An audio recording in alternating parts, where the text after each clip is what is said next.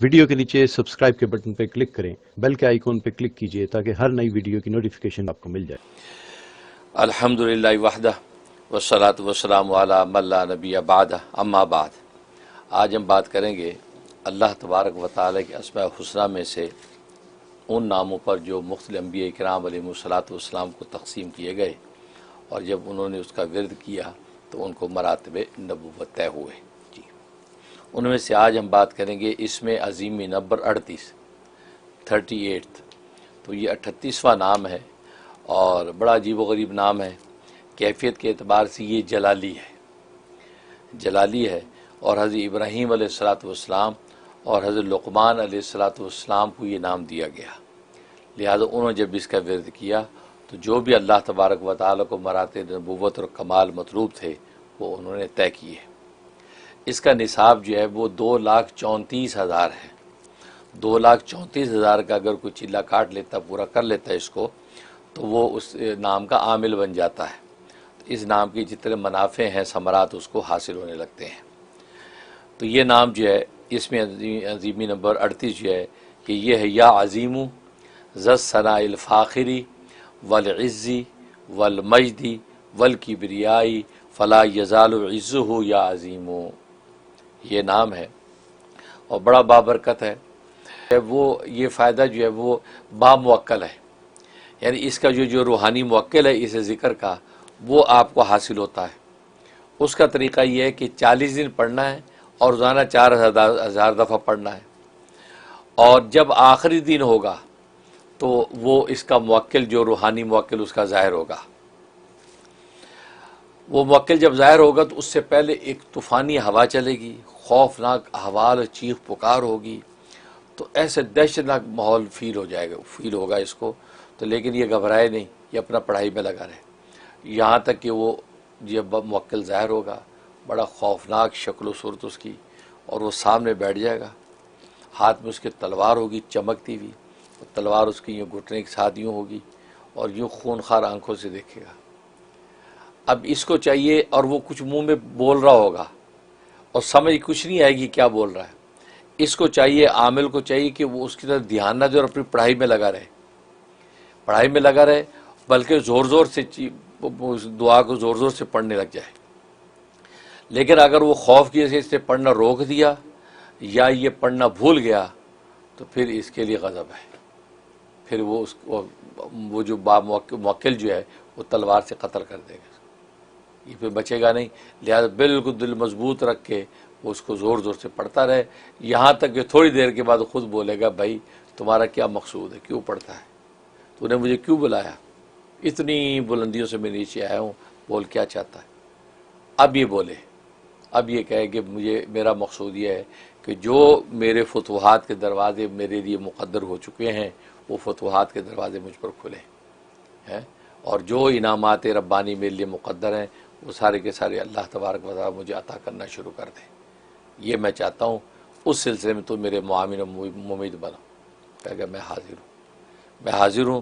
لہذا وہ کہے، وہ جو ایک آپ کو انگوٹھی دے گا جس کا جو نگینہ ہے وہ آسمانی جوہر کا ہوگا، اور وہ ایک ایسا راز ہوگا کہ جو اللہ کے سوا کوئی نہیں جانتا، اور وہ اس کو انگوٹھی دے گا، اور اس عامل کو چاہیے کہ یہ اب کسی کو اس کا راز کو بتائے بھی نہ، کہے بھی نہیں کہ یہ مجھے یوں ملا، یہ ہوا، وہ کچھ کہنے کی ضرورت نہیں۔ تو انگوٹھی اس کو دے دے گا اور اس کو کہے گا کہ جب مجھے تجھے بلانا ہو تو یہ انگوٹھی سامنے رکھ کے اس دعا کا ورد شروع کر دو، یا عظیم ذی الثناء الفاخری والعزی والمجد والکبریائی فلا یزال عزہ یا عظیم، اس کا تم ورد کرنا شروع کرو گے، 2-4 دفعہ کرو گے تو میں حاضر ہو جاؤں گا، پھر جو تو مجھے کہے گا میں اس کام کو سر انجام دوں گا۔ اس سے کیا ہوگا، اس پر جو الفضل الہی کے جو فتوحات کے دروازے کھلیں گے، پھر اس کو دنیا میں کسی چیز کی احتیاج نہیں رہے گی۔ یہ وہ باموکل عمل ہے، لیکن پورے حوصلے کے ساتھ اور قوت کے ساتھ اس کو کرنا ہے، انشاءاللہ کامیابی ہوگی۔ شروع میں آپ نے یہ فرما دیا کہ یہ جلالی نام ہے، تو اگر یہ جلالی نام ہے تو اس جلالی نام کے ساتھ تو وہ کیا کہتے ہیں، رجت بھی ہو سکتی ہے، یعنی اگر رجت ہو گئی جو کہ وظیفے کو الٹا کرتی ہے شاید۔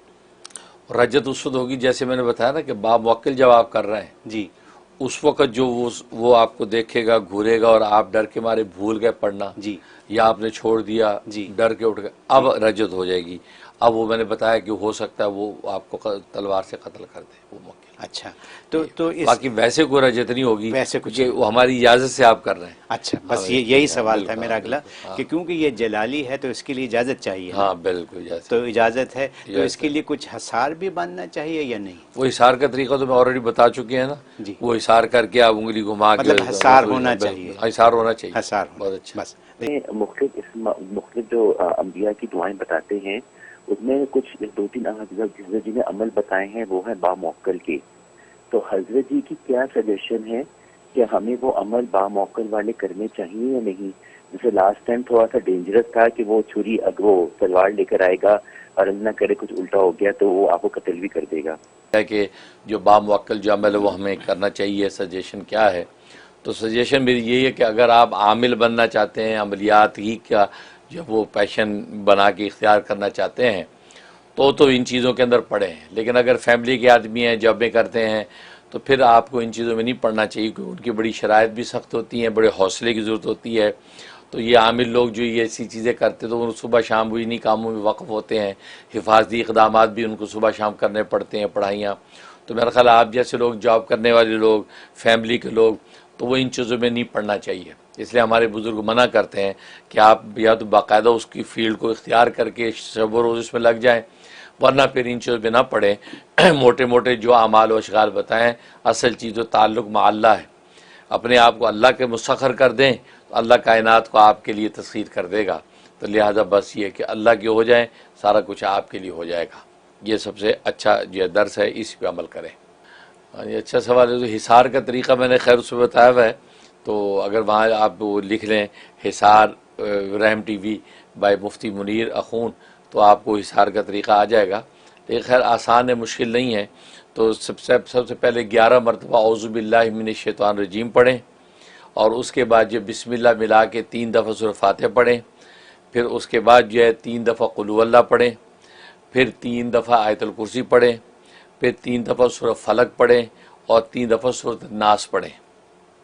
یہ سارا پڑھنے کے بعد آخر میں 3 مرتبہ جو ہے آپ نے جو درود شریف پڑھنا ہے۔ کوئی بھی درود ابراہیمی بھی پڑھ سکتے ہیں، کوئی شارٹ درود بھی پڑھ سکتے ہیں۔ پڑھنے کے بعد آپ نے اپنی شہادت کی انگلی کے اوپر 3 دفعہ پھونکنا ہے، یوں پھونکنے کے بعد اپنے سر کے اوپر سے آپ نے یوں گھمانا ہے، یعنی اپنا حصار باندھنا ہے۔ پھر جس چیز کا بھی حصار باندھنا چاہتے اس کے ارد گرد آپ گھماتے جائیں، اپنا گھر ہے، اپنے بچے ہیں، اور جو بھی دنیا میں کہیں بھی ہے اس کا گھر ہے، تو آپ اس حصار میں لاتے جائیں، گھماتے جائیں۔ جب سب مکمل ہو جائے اس کے بعد آپ نے 3 تالیاں بجانی ہیں، 3 تالیاں بجا کے یوں ایک پھونک مار دینی اس انداز سے، بس یہ حصار ہو گیا۔ تو وہ سب چیز، جس چیز کا بھی آپ نے نیت کی ہوگی وہ حصار میں آ جائے گا انشاءاللہ، پھر ہر طرح حفاظت عافیت رہے گی۔ بہت شکریہ۔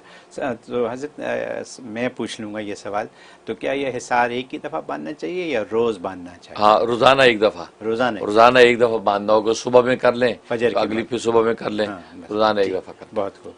تو حضرت یہ تو دنیا کے مسائل ہیں، ہم صحیح لوگوں بات کے مسائل ہیں یہ، ٹھیک ہے۔ اور لوگوں کو گھر بیٹھے اپنے لیونگ روم میں، اپنے بیڈ روم میں، ٹی وی کے اوپر، فون کے اوپر یہ مسائل کا حل یوں مل جاتا ہے، اور ماشاءاللہ اللہ آپ کو کیا کہہ سکتا ہوں، زندگی دے اور صحت دے اور تندرستی دے اور ایسے ہی رکھے ہمیشہ۔ آمین۔